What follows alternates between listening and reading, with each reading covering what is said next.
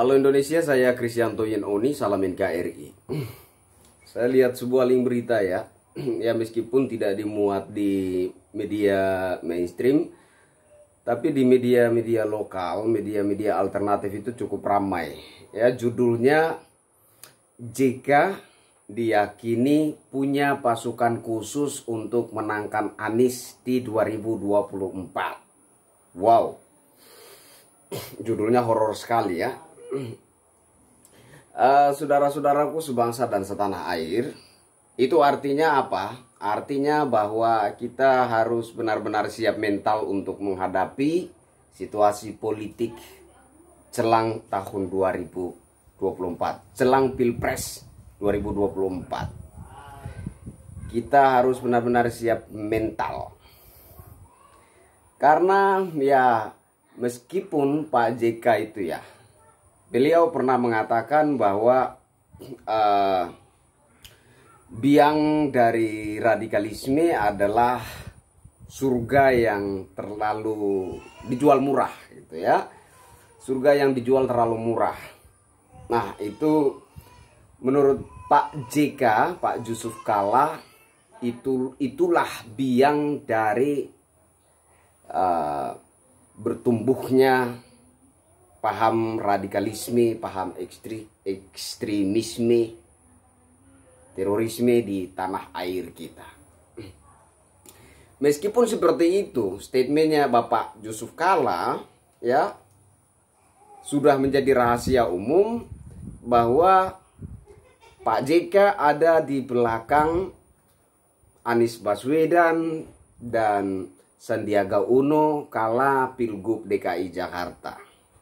Dan itu juga berarti bahwa Pak JK berada di pusaran isu SARA pada waktu itu.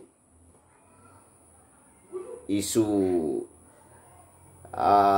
suku, ras, agama, ya, ayat, mayat, kafir sana, kafir sini, ya, isu perang Uhud dan lain sebagainya.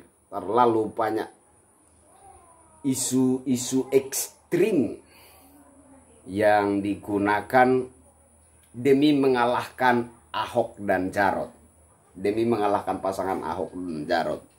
Dan bukan hanya isu-isu itu saja, bukan hanya sosial media saja, melainkan juga di dunia nyata.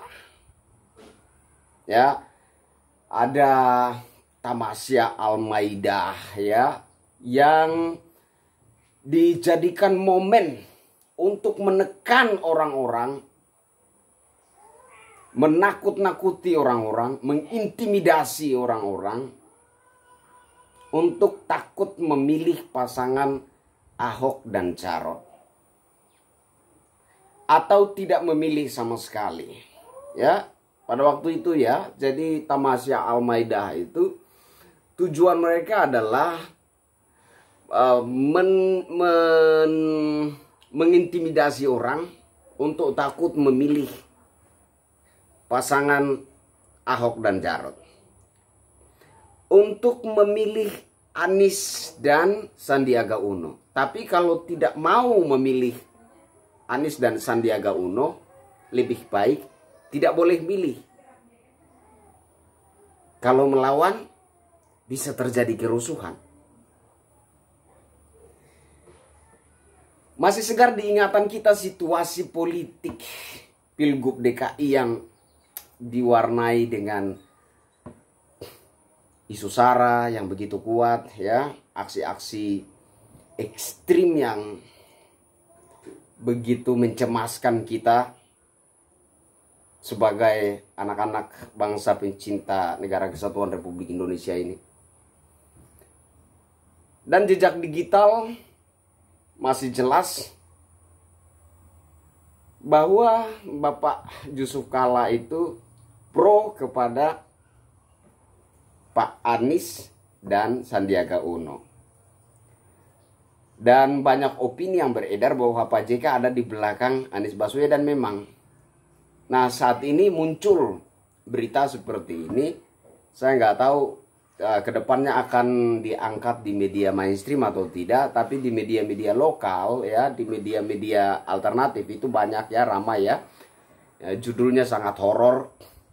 JK punya pasukan khusus untuk memenangkan Anies di 2024. Sebenarnya gini ya, saya secara pribadi nggak peduli siapa yang mau jadi presiden gitu loh. Intinya negara ini aman dan damai, itu aja.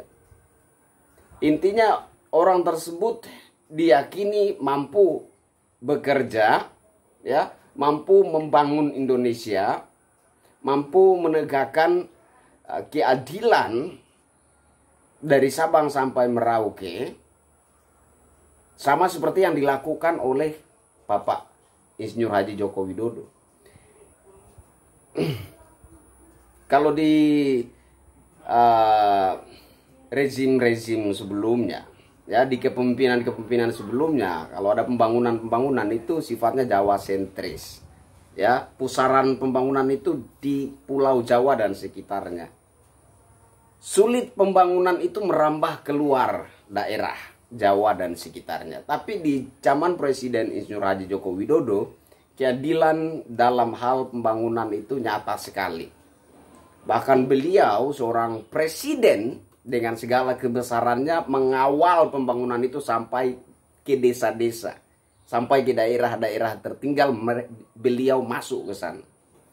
Nah, jadi sebenarnya ya, saya secara pribadi mendukung Pak Jokowi itu bukan hanya soal kinerjanya, bukan hanya soal hatinya yang menyeluruh, hatinya yang tidak pandang bulu dalam membagi kasih, ya, memberikan kasih kepada rakyat, memberikan cinta kepada rakyatnya. Beliau tidak pandang bulu, bukan hanya itu. Selain dari itu, saya meyakini bahwa sosok yang benar-benar mampu menjaga keseimbangan, kestabilan, keamanan nasional saat ini adalah Pak Jokowi. Memang ada beberapa kejadian, ya, kejadian yang berbau intoleransi di beberapa daerah itu memang ya, tapi kita juga harus akui bahwa ada keseimbangan, ada kestabilan. Nah, di saat situasi bangsa sementara acak adut seperti itu, ya, beliau mampu mengendalikan situasi dan pembangunan itu tetap berjalan dan merata dari Sabang sampai Merauke. Dalam situasi yang begitu keruh, situasi yang begitu berantakan, dalam situasi yang demokrasi ditunggangi untuk melancarkan agenda-agenda lain, demokrasi diperkosa, ya, dijadikan fasilitas untuk mencaci maki pemimpin, mencaci maki kepala negara, lambang negara, aparat negara dan lain sebagainya. Dalam situasi yang begitu keruh, beliau mampu mengendalikan diri dan mampu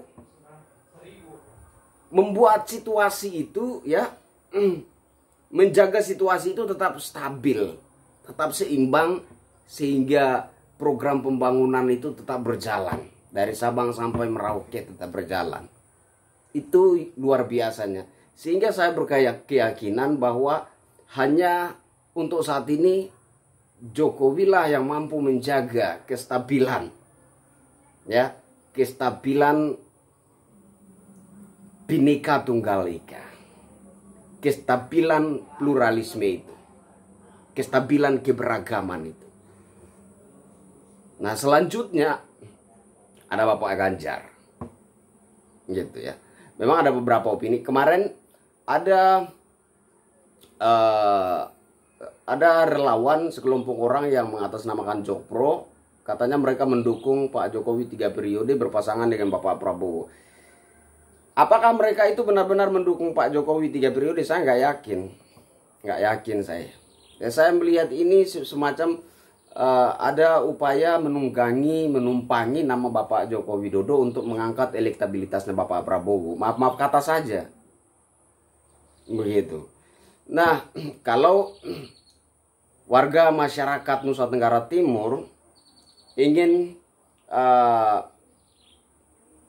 menyuarakan kepada DPR dan MPR untuk melaksanakan, ya, menggelar rapat paripurna untuk melaksanakan amandemen Undang-Undang Dasar 1945 pasal 7 tentang masa jabatan presiden. Itu saya yakin itu benar-benar ungkapan dan sikap yang tulus dari warga masyarakat Nusa Tenggara Timur, ya. Tapi soal kelompok relawan yang mengatasnamakan Jokpro yang mendukung Jokowi 3 periode berpasangan dengan Bapak Prabowo, saya kira itu hanya sebuah upaya menunggangi nama Bapak Jokowi untuk mengangkat elektabilitasnya Bapak Prabowo. Artinya Bapak Prabowo juga masih punya ambisi untuk maju di Pilpres 2024. Tapi saya nggak terlalu perhatian dengan itu, ya. Mau Bapak Prabowo, kayak mau Ibu Puan Maharani, kayak mau siapa, kayak saya nggak terlalu fokus ke sana. Yang menurut saya sangat mengusik adalah informasi bahwa Bapak JK punya pasukan khusus yang diyakini dapat memenangkan Anies di 2024. Pak Anies ini bisa apa? Selain melakukan program-program yang tidak lebih dari trik nilep duit. Programkan satu pekerjaan, dikerjakan, kemudian dibongkar lagi, anggarannya sudah turun. Programkan suatu pekerjaan, dikerjakan, kemudian dibongkar lagi, anggarannya sudah turun. Programkan satu lagi pekerjaan, dikerjakan, kemudian dibongkar lagi, anggarannya sudah turun, sudah habis. Jadi saya melihat program-program Pak Anies Baswedan ini hanyalah trik nilep duit. Angin pukul angin, kata orang Melayu. Gak ada manfaatnya. Gak ada gunanya. Gak ada keuntungan yang timbul dari programnya. Gak ada sama sekali. Nah, kalau Jakarta saja beliau tidak mampu bikin apa-apa, bagaimana mungkin beliau akan mampu mimpin Indonesia? Ya, kalau memang benar Bapak Yusuf Kalla ada di belakangnya, berarti Anies hanya boneka. Anies hanya robot yang dikendalikan oleh oknum tertentu. Entah itu Bapak JK atau siapa. Intinya saudara-saudaraku sebangsa dan setanah air, mari kita siapkan mental bahwa jelang Pilpres 2024 isu SARA akan panas. Kalau memang informasi ini benar bahwa Bapak JK akan tanam kaki benar-benar untuk menyokong ambisinya Pak Anies Baswedan untuk menjadi presiden, maka ini akan panas, ya. Isu SARA akan panas, ya. Isu ayat mayat akan panas dan lain sebagainya. Yang saya inginkan adalah kita kembali kepada cinta untuk bangsa dan negara, cinta terhadap NKRI ini. Jangan sampai kita terprovokasi, ya, terbawa arus isu SARA, ya, kemudian kita ikut-ikutan. Jangan. Nah, kita justru yang harusnya menjadi benteng ideologi bagi masyarakat. Kita justru yang harus menjadi tameng, pelindung bagi masyarakat supaya masyarakat itu tidak keracunan isu-isu politik, ya. Isu-isu SARA yang sebenarnya hanyalah kemasan dari manuver politik. Begitu. Itu harapan saya buat kita semua. Mari tingkatkan cinta kita kepada Negara Kesatuan Republik Indonesia. Ingat, entah besok, entah lusa kita mati, tapi kita masih punya anak-anak dan cucu-cucu yang membutuhkan bangsa ini untuk tetap hidup dan melanjutkan peradaban kehidupan. Itu yang perlu kita ingat baik-baik. Oke, akhir dari video ini, ya, saya ingin nyanyi.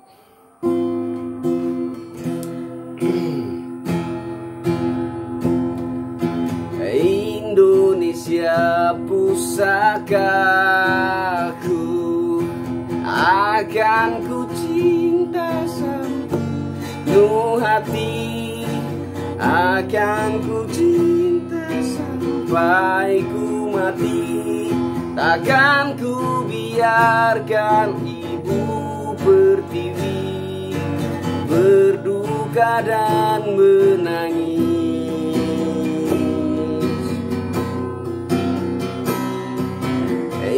Indonesia kebangsaanku, beragam suku dan agama, itulah Bhinneka Tunggal Ika, warisan suci para pahlawan. Jayalah, jayalah Indonesia.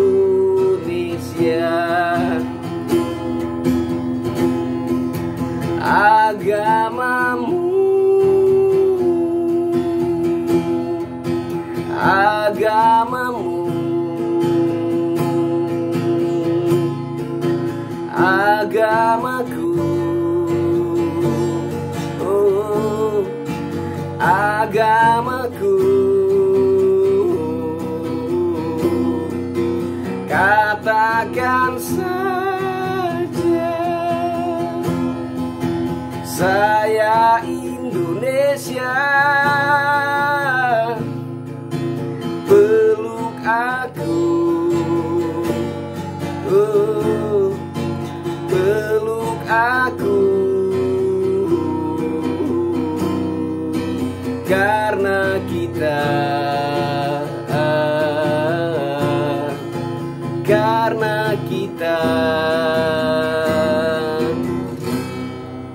Indonesia.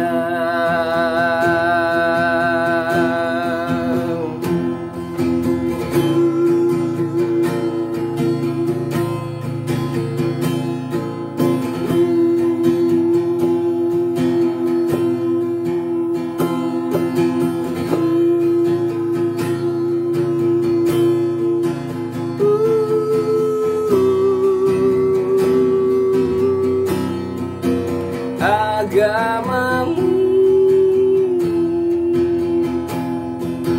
agamamu, agamaku, oh, agamaku. Katakan saja, saya Indonesia, peluk aku, oh, peluk aku, karena kita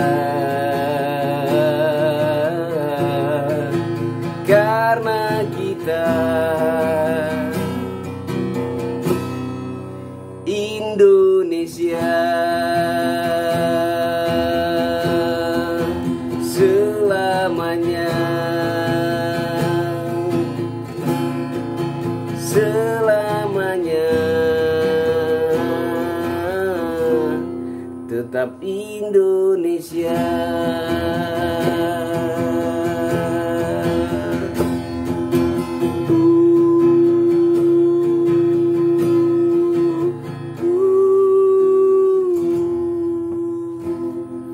Saya Krisyanto Yenoni, sampai ketemu lagi dengan saya. Salam NKRI.